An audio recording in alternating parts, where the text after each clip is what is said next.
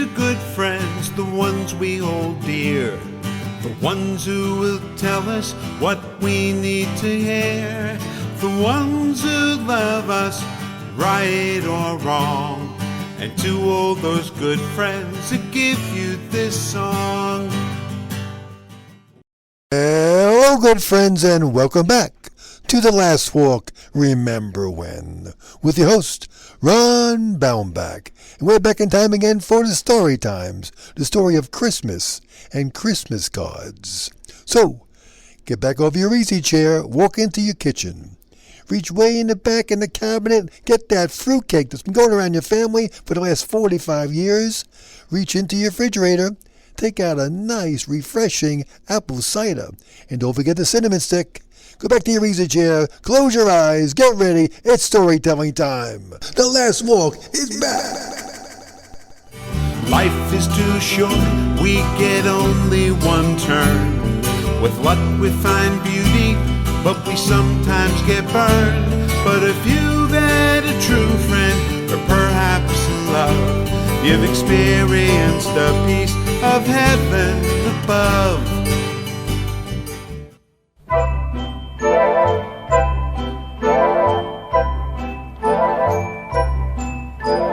Christmas cards, I love to see the pretty Christmas cards, bringing you sweet regards, wishing you the best of happiness.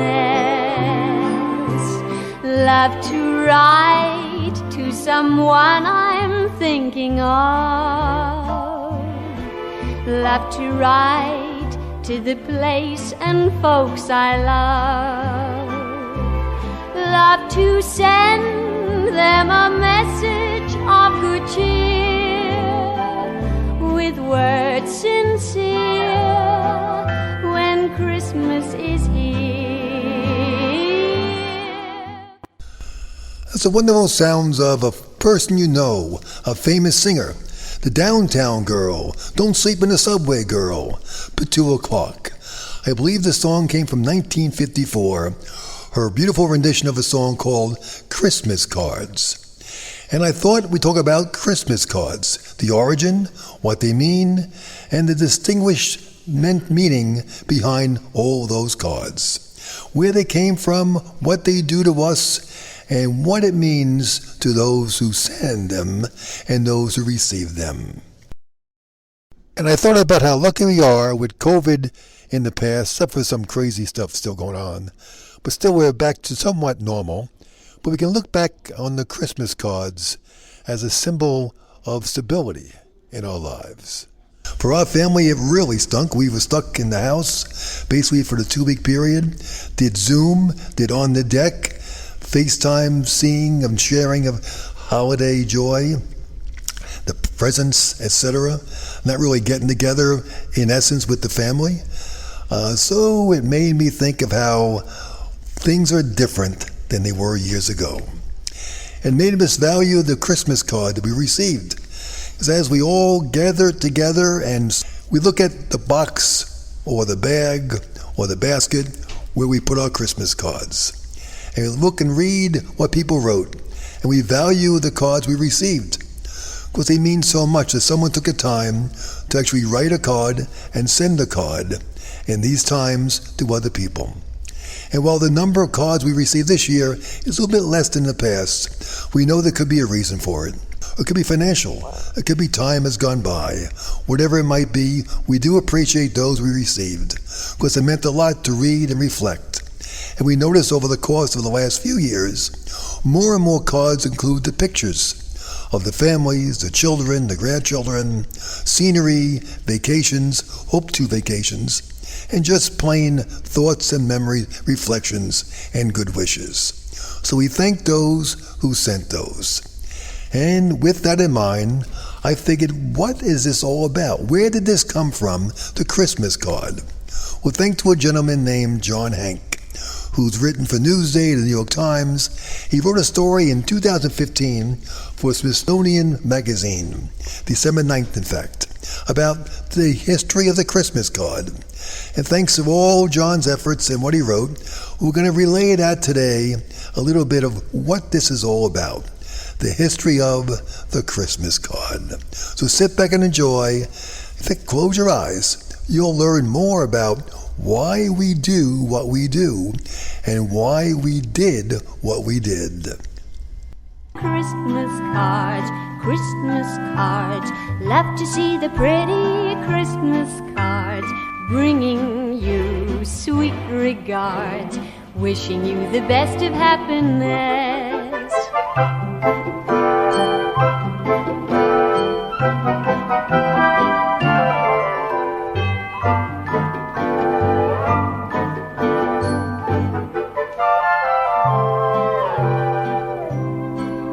Little cards with their trees all dressed in snow.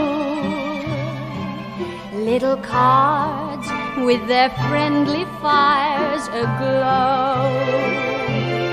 Little cards with their lovely winter scene, when all the world is sweet and serene. Oh, Christmas cards, Christmas cards. I love to see the pretty Christmas cards, bringing you sweet regards, wishing you the best of happiness. Christmas cards, Christmas cards, bringing you the best of happiness.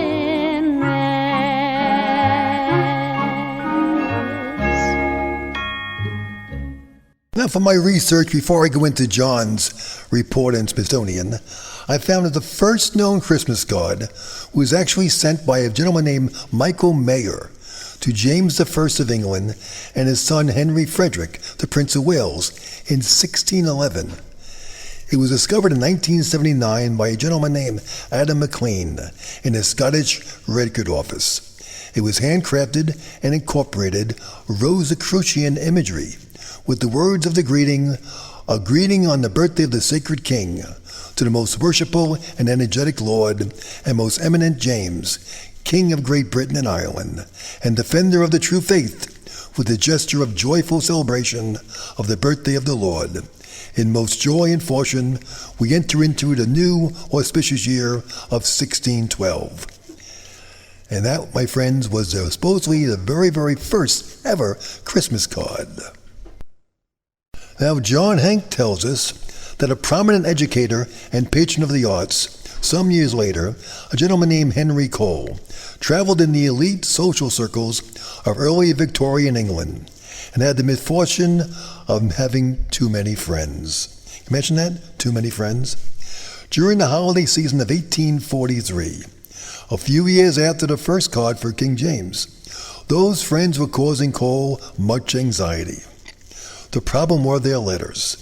An old custom in England, the Christmas and New Year's letter had received a new impetus with the recent expansion of the British postal system and the introduction of the penny post.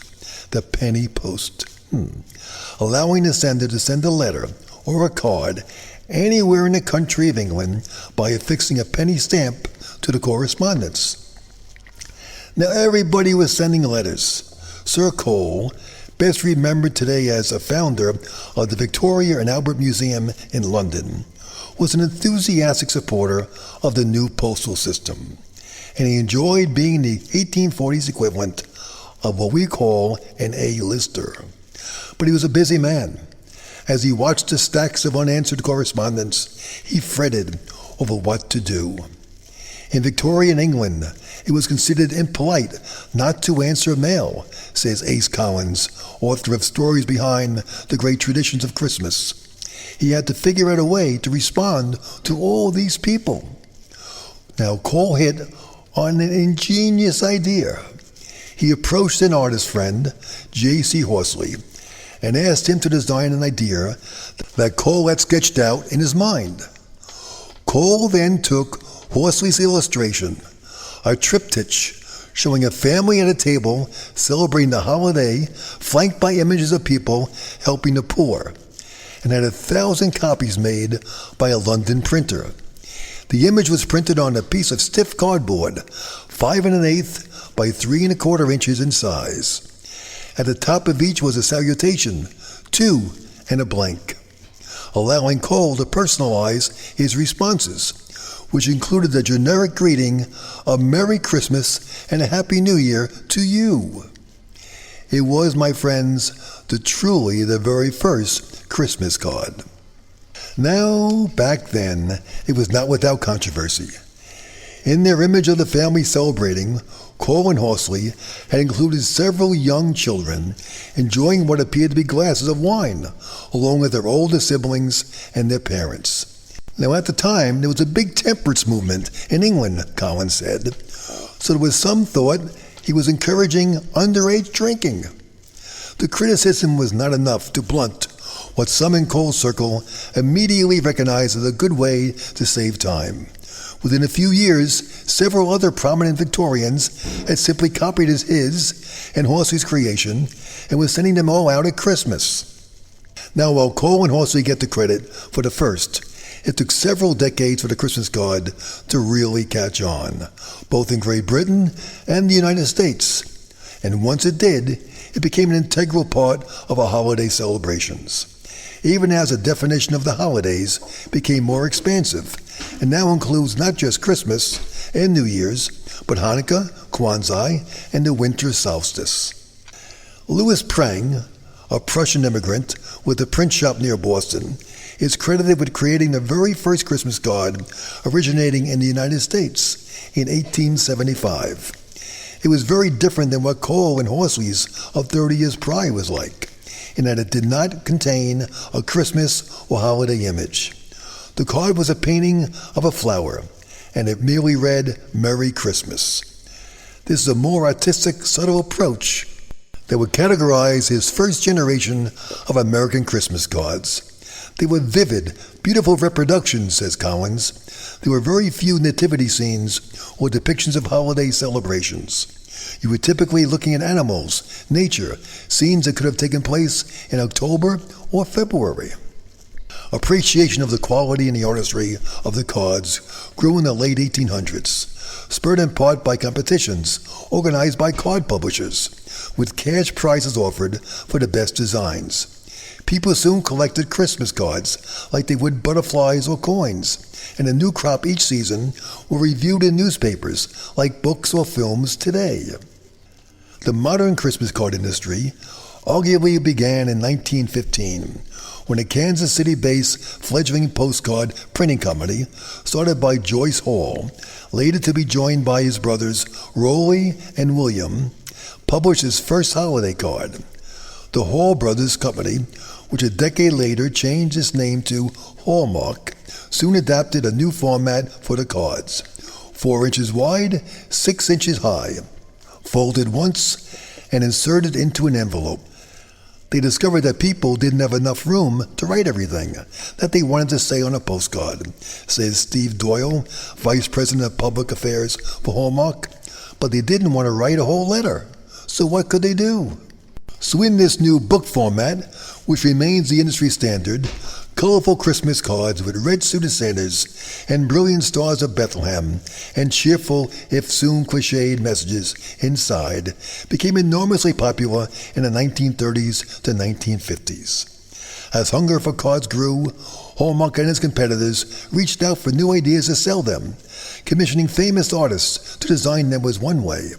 Hence the creation of cards by Salvador Dali, Grandma Moses, and Norman Rockwell, who designed a series of Christmas cards for Hallmark.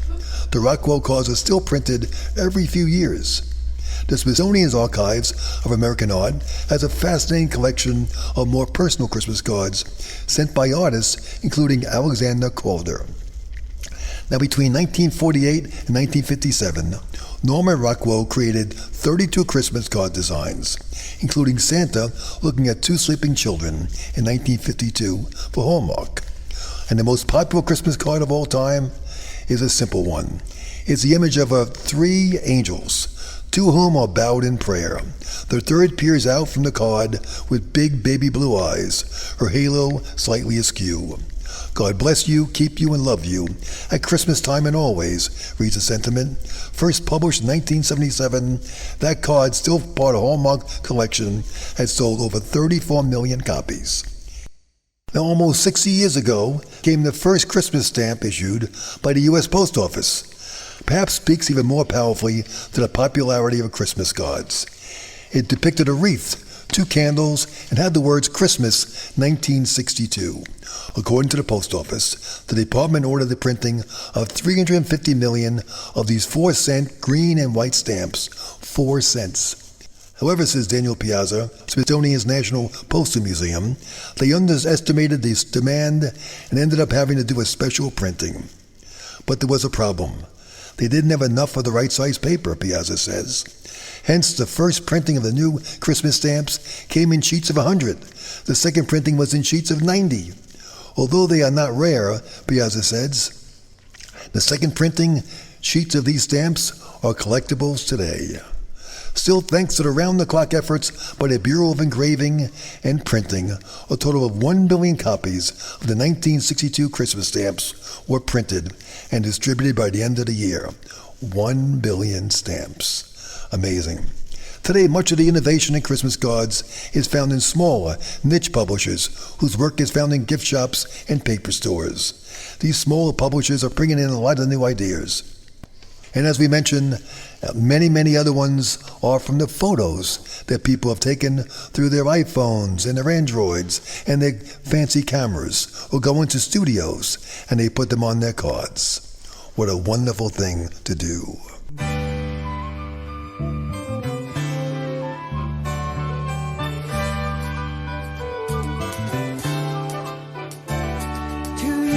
All your family, your neighbors and your friends, may all your days be happy with the joy that never ends.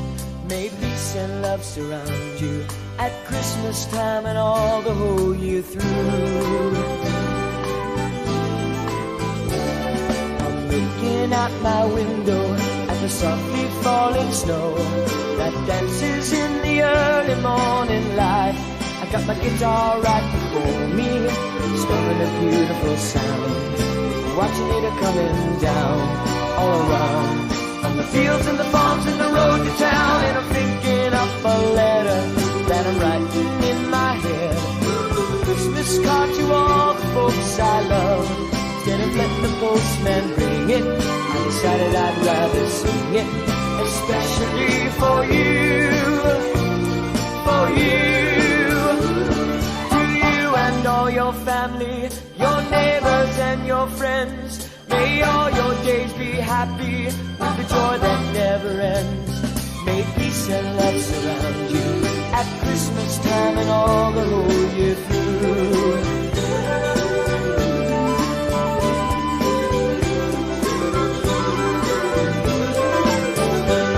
May your life be filled with sunshine, may your every wish come true. May you find the sweet fulfillment in everything you do. May your days be blessed with the very, very best, both now and the whole year through. It says so in my Christmas card to you and all your family, your neighbors and your friends. May all your days be happy with the joy that never ends. May peace and love surround you at Christmas time and all the whole year through. At Christmas time and all the whole year through. The Partridge Family, with a beautiful rendition of the song, My Christmas Card to You. And we've been talking about Christmas cards, their meaning, significance, and how much they are important to those who receive them and those who send them. Thank you all who do. And a special thanks to John Hank for writing that wonderful article which I found in Smithsonian Magazine. And of course Wikipedia and YouTube. For I've known love and I've known good times, and I have known friendship and written some rhymes. Been listening to The Last Walk, Remember When, with your host, Ron Baumbach. We gone back in time to learn about the story about Christmas cards. And a special thanks to my buddy Paul Casone for the wonderful song, Here's the Good Friends, heard throughout our show. And my buddy Mike, from his studios in the great state of Tennessee, where he works so much to make our show and our voice sound so much better. The book, The Last Walk in the Block, is available on Amazon.com and BarnesandNoble.com. It's the reason behind this show. I'm also quite pleased to announce the publication of my next book, I Serve the Wine, the story of Demetrius, the waiter at the Last Supper. It's a spiritual fiction, and it's also available on Amazon.com and BarnesandNoble.com in Nook, print, and Kindle versions. Until next time, have a great weekend. Remember when. Here's to good friends, the ones we hold dear, the ones who will tell us what we need to hear, the ones who love us, right or wrong, and to all those good friends that give you this song. And to all those good friends that give you this song.